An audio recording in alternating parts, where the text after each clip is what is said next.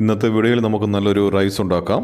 അതിനായിട്ട് നമ്മൾ കുറച്ച് പാലക്ക എടുത്തിട്ടുണ്ട്, അതുപോലെ തന്നെ കുറച്ച് ബീൻസ് അരിഞ്ഞെടുത്തിട്ടുണ്ട്, കുറച്ച് മട്ടർ നമ്മൾ വേവിച്ച് വെച്ചിട്ടുണ്ട്, അതുപോലെ തന്നെ കിഴങ്ങ് ചെറുതായിട്ട് അരിഞ്ഞ് ഫ്രൈ ആക്കി വെച്ചിട്ടുണ്ട്, കുറച്ച് ക്യാരറ്റ് എടുത്തിട്ടുണ്ട്, കുറച്ച് കോൺ എടുത്തിട്ടുണ്ട്, എരിവിനാവശ്യമായിട്ടുള്ള പച്ചമുളക്. ഇത്രയും സാധനങ്ങളാണ് നമുക്ക് വേണ്ടത്. നമ്മൾ ബസുമതി റൈസ് കഴുകി വൃത്തിയാക്കി എടുത്തിട്ടുണ്ട്. അത് നമുക്ക് വെള്ളത്തിലേക്കിട്ട് അത് നല്ലതുപോലെ ഒന്ന് വേവിച്ചെടുക്കാം. ഒരു 1/4 വേവാകുമ്പോൾ നമുക്ക് വെള്ളം ഊറ്റിയെടുക്കണം. ഒന്ന് വെന്ത് വരട്ടെ. ആ സമയം നമുക്ക് ബാക്കിയുള്ള കാര്യങ്ങൾ റെഡിയാക്കാം. ഒരു തവയിലേക്ക് നമ്മൾ കുറച്ച് എണ്ണ ഒഴിച്ചു കൊടുത്തു. അതിലേക്ക് നമ്മൾ ക്യാരറ്റ് ഇട്ട് കൊടുത്തു. ക്യാരറ്റും ചെറുതായിട്ട് ഇളക്കി കൊടുക്കാം. ഒന്ന് വാടി വരുമ്പോൾ അതിലേക്ക് എടുത്തു വെച്ച ബീൻസ് ചേർത്ത് കൊടുക്കാം.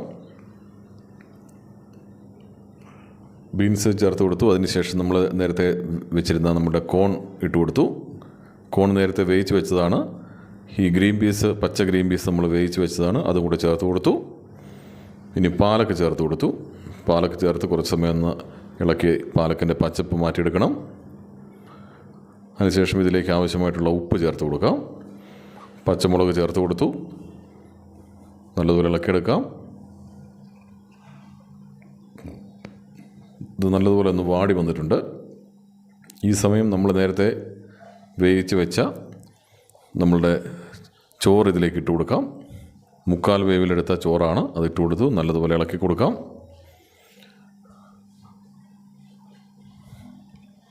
ഇതിലേക്ക് നമ്മൾ ചിക്കൻ ചേർക്കുകയാണെങ്കിൽ ചിക്കൻ റൈസായിട്ട് എടുക്കാം. എഗ്ഗ് ചേർക്കുകയാണെങ്കിൽ നമുക്ക് എഗ്ഗ് റൈസായിട്ട് എടുക്കാം. ഇതിപ്പോൾ നമ്മൾ നോമ്പ് കാലമായതുകൊണ്ട് വെജിറ്റബിൾ റൈസായിട്ടാണ് എടുക്കുന്നത്. നമുക്കിഷ്ടമുള്ള സാധനങ്ങൾ ഇതിൻ്റെ അത് ചേർക്കാം. ഇതിന് പ്രത്യേകിച്ച് കറിയൊന്നും വേണ്ട, വളരെ ടേസ്റ്റിയായിട്ട് കഴിക്കാം. ഇനി ഒന്ന് മൂടി വെക്കാം. ഒരു 5 മിനിറ്റ് കഴിഞ്ഞിട്ട് വീണ്ടും നമുക്ക് തുറന്ന് നല്ലതുപോലെ ഒന്ന് ഇളക്കി കൊടുക്കണം.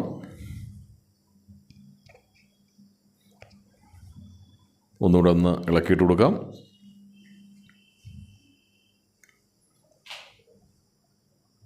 ഇനി ഇതിലേക്ക് നമ്മൾ നേരത്തെ ഫ്രൈ ചെയ്ത് വെച്ചിരുന്ന കിഴങ്ങ് ചേർത്ത് കൊടുത്തു. കിഴങ്ങ് ചേർത്ത് ഒന്നുകൂടെ ഇളക്കി യോജിപ്പിക്കാം.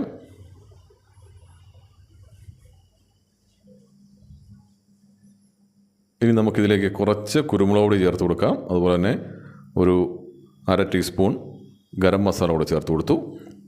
കുരുമുളക് പൊടിയും ഗരം മസാലയും ചേർത്ത് നല്ലതുപോലെ വീണ്ടും ഒന്നുകൂടെ ഒന്ന് ഇളക്കി കൊടുക്കുന്നു. ഇനി ഇതിലേക്ക് നമുക്ക് പൈനാപ്പിൾ എസൻസ് 1 തുള്ളി ചേർത്ത് കൊടുക്കാം. ഒരുപാട് വേണ്ട, 1 തുള്ളി പൈനാപ്പിൾ എസൻസ് കൂടി ചേർത്ത് കൊടുത്തു. നല്ലൊരു മണം കിട്ടാൻ വേണ്ടിയിട്ടാണ്. അപ്പോൾ നമ്മുടെ റൈസ് റെഡി ആയിട്ടുണ്ട്. എല്ലാവരും ഇതുപോലെ ഉണ്ടാക്കി നോക്കണം.